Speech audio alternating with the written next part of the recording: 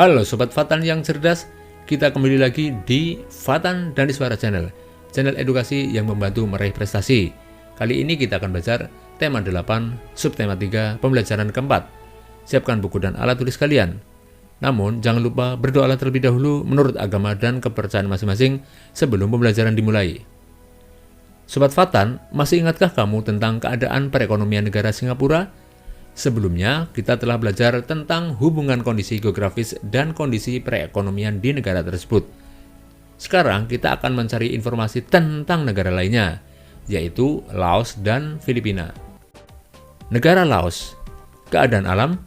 Laos merupakan satu-satunya negara di kawasan Asia Tenggara yang tidak berbatasan dengan laut. Wilayah Laos bergunung-gunung. Sungai Mekong merupakan sungai utama. Daerah pertanian terpenting terletak di lembah Sungai Mekong. Laos diselimuti hutan lebat. Laos juga memiliki dataran tinggi dan beberapa dataran rendah. Hasil utama, hasil tanaman pangan Laos adalah padi dan jagung. Hasil hutan utama berupa kayu jati.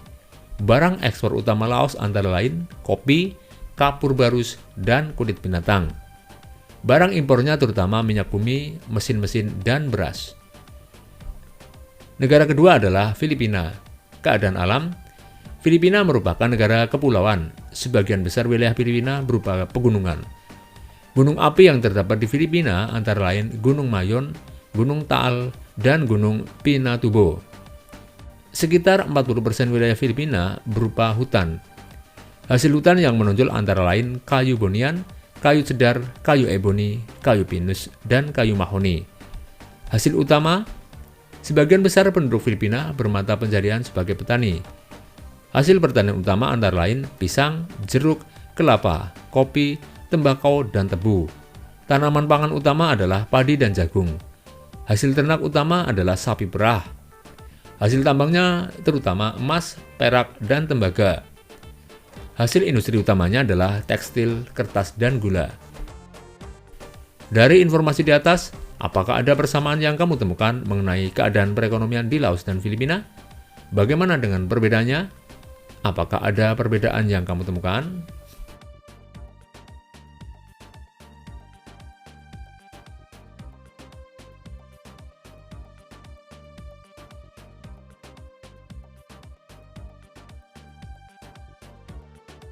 Sobat Fatan, keadaan geografis Filipina hampir sama dengan keadaan geografis Indonesia.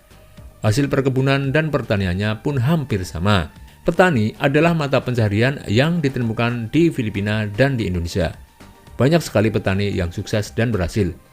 Ayo kita baca kisah salah satu petani di Indonesia yang berhasil. Kisah petani cabai sukses untungnya menggiurkan. Dikutip dari jawabpos.com. Pensiun dari pekerjaan sebagai aparatur sipil negara atau ASN tak membuat Imam Kusno berhenti berusaha untuk hidupnya. Pria yang sebelumnya berstatus guru ini justru sukses bertani cabai. Hasilnya bahkan melebihi penghasilan tetapnya tiap bulan. Berikut kisahnya. Sudah 4 tahun ini, Imam bergelut dengan tanaman cabai lokal. Dia menanam komoditas yang kini harganya selangit itu di atas tanah seluas sekitar 1 hektar di desa Nateraya, Kecamatan Arut Selatan, Kabupaten Kota Waringin Barat, Kalimantan Tengah. Dalam 1 tahun, Imam mengaku bisa meraih untung hingga 100 juta rupiah dengan masa 2 kali panen. Itu dilakoni sendiri tanpa dibantu petani lainnya. Harga cabai yang kian mahal membuat penghasilannya bertambah. Harga cabai saat ini sekitar 150.000 per kilogram.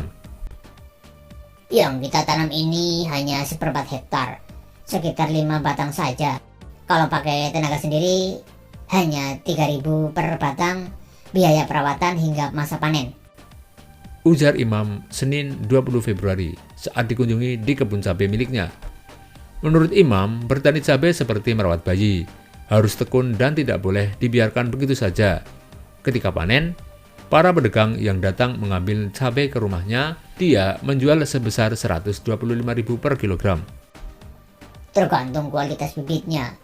Biasanya harga normal dulu sebelum naik 20.000 hingga 40.000 per kilogramnya, ujarnya. Imam menuturkan penyebab harga cabai naik di pasaran adalah cuaca yang tidak menentu. Hal itu menyebabkan beberapa penyakit cabai seperti jamur, hama, dan lainnya mudah menyerang. Hal yang ditakutkan petani cabai adalah apabila hujan siang hari, karena jamur akan bermunculan. Karena itu, setelah hujan, tanaman cabai harus disemprot. Menentukan berhasil atau tidak itu kan cuaca. Lebih baik musim kemarau sekalian lebih bagus. Dampaknya cuaca seperti ini, jamur yang banyak, patek juga banyak. Makanya 2 kali sehari disemprot tidak menutupi gagal panen, Katanya.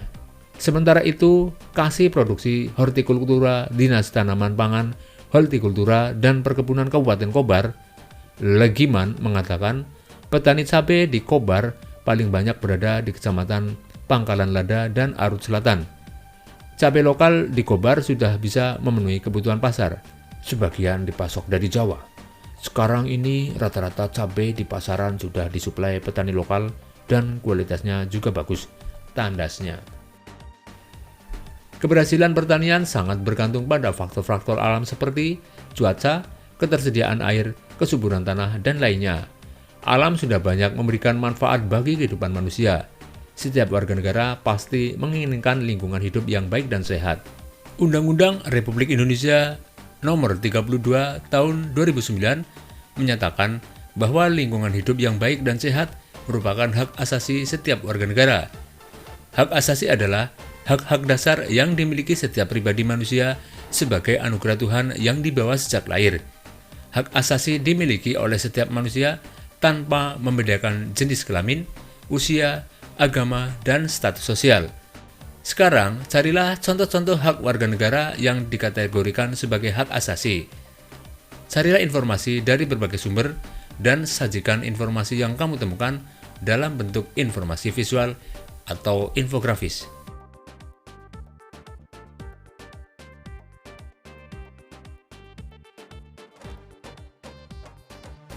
Sobat Fatan, petani Imam Kusno adalah salah satu contoh petani yang berhasil. Petani merupakan salah satu profesi yang ditekuni oleh sebagian besar masyarakat Indonesia.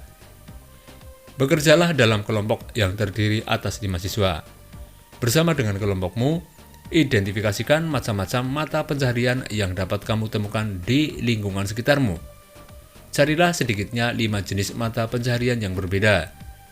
Analisislah setiap jenis mata pencaharian tersebut dan identifikasikan bagaimana seseorang menjalani mata pencaharian tersebut berinteraksi dengan lingkungan alamnya.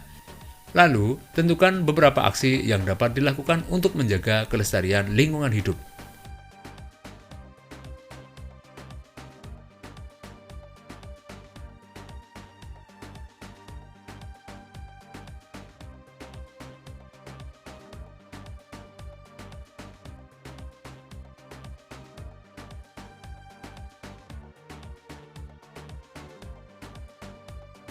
Demikianlah pembelajaran kali ini Sobat Fatan. Marilah berdoa untuk menutup kegiatan hari ini. Semoga apa yang kita pelajari bisa bermanfaat bagi kita semua. Jangan lupa untuk selalu menjaga kesehatan badan, menjaga kebersihan lingkungan sehingga kita terhindar dari penyakit. Sampai berjumpa kembali pada pertemuan berikutnya. Salam sukses.